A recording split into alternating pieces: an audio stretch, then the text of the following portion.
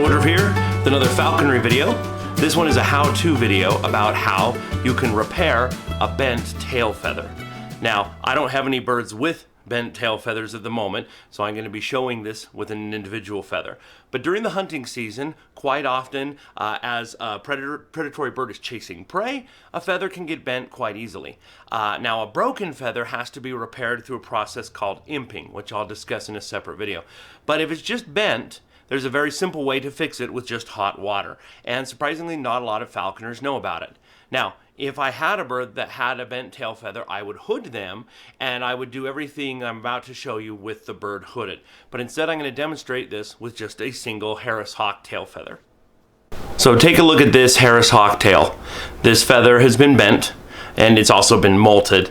But you can see this is a pretty severe bend, and a bend this extreme, it runs the risk of breaking at that bend point. So all you have to do is get a glass of nearly boiling water and soak the whole tail, or in this case the individual feather, in the water for about 1 or 2 minutes.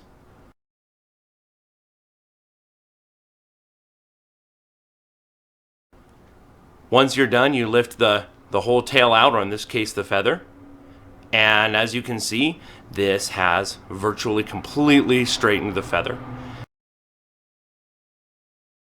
Now, in the case where you have a really extreme bend, you may have to repeat this process every few days, and that'll nurse you through the rest of the season.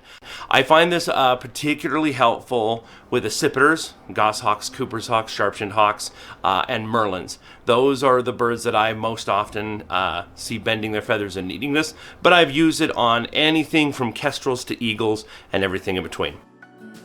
Well, this technique is as simple as that. Use it as often as you need to. I hope you find it useful. If you find a bird with a bent tail, give it a try. It works wonders.